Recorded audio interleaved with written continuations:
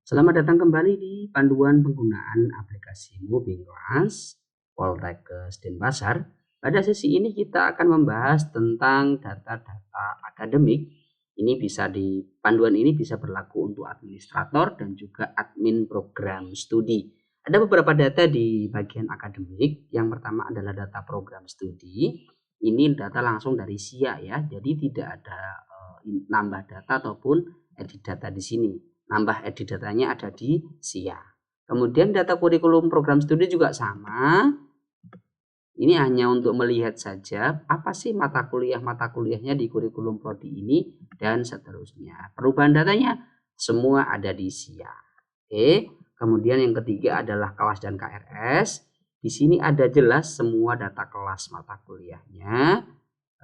Dari sekian data di prodi misalkan ini diploma 3 keperawatan. Semua proses datanya ada di SIA. Di sini hanya melihat datanya saja, mulai dari mata kuliah, pengajar, dan sebagainya. Bahkan ketika kita lihat editnya, di dalamnya ada data peserta kelas atau KRS mahasiswa. Siapa saja sih peserta kelasnya?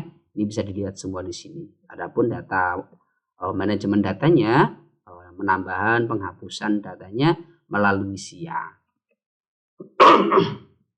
Nah, kita sampai pada poin keempat, yakni koordinator kelas. Nah, disinilah yang menjadi poin penting. Koordinator kelas adalah bisa dibilang ketua kelas. Ini perlu di input atau di entry oleh admin program studi ataupun administrator agar kelas ini ketahuan di dalam aplikasi siapa sih ketua kelasnya atau koordinatornya setiap angkatan. Atau bahkan bisa jadi dalam satu angkatan bisa 2 sampai 3 kelas kalau memang mahasiswanya banyak di angkatan itu ya. Contoh ini aja udah kelihatan, misalkan ini kan kita coba pilih semester 2 misalkan ya di diploma 3 keperawatan. Ini ada beberapa kelas sepertinya. Ada 36 kelas dan itu mestinya lebih dari satu kelas mahasiswa gitu ya. Jatah kelas kuliahnya ada segini banyaknya 36. Wah, ada I1, ada I2 dan seterusnya. Baik, kita akan praktek untuk menentukan koordinator kelas gitu ya. Karena saya tidak hafal, saya perlu lihat data kelas dan KRS-nya terlebih dahulu di D3 keperawatan. Misalkan saya mau di sini nggak ada semester ya, sehingga agak susah. Saya mau setting kelas di koordinator kelas di kelas I3, prodi diploma 3 keperawatan. Biar datanya nggak campur, kita tambahkan filter ya, biar lebih mudah. Kita pilih filter di sini, kelas, masukin data kelasnya, kita filter. Karena semester 2 ternyata ada beberapa kelas tadi. Jadi kita perlu filter tambahan biar datanya nggak campur. Ini di I.3 itu ada 9 data seperti ini. Kita akan cari patofisiologi di data kelas yang nama kelasnya I3 ya. Oke. Ternyata tidak ketemu. Apakah karena pagination? Ya, ternyata karena ini. Kita tampilkan semua saja. Kemudian kita lakukan hal yang sama. Kita lakukan custom filter biar mempersempit data ya. Kita persempit dengan ini I3. Kalau di koordinator ada semester jadi lebih mudah. Oke. Nah, ini Romawi 2. Kita yang main ada Romawi 1 ya. Kita cari yang Romawi 1.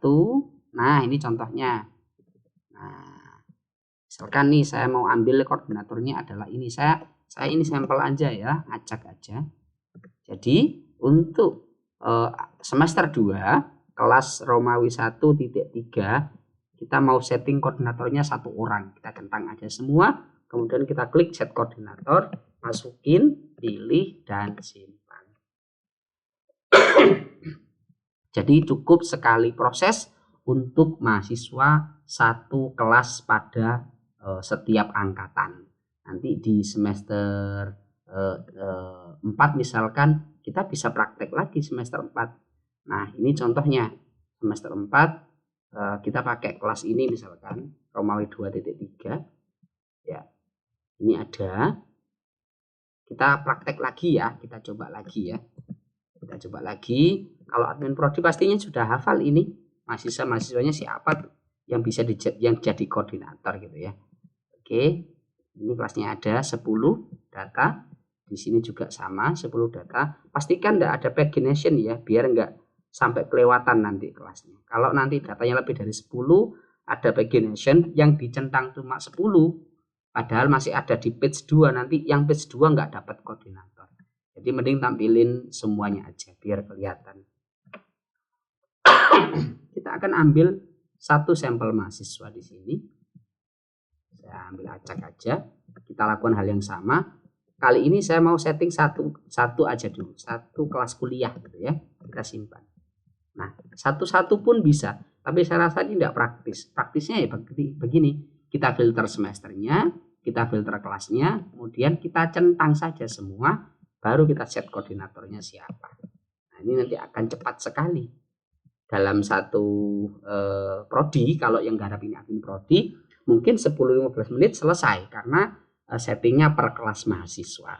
Kalau dalam satu angkatan hanya ada 2 atau 3 kelas ya, kan tinggal itu dikalikan semua angkatan gitu saja, cepat sekali.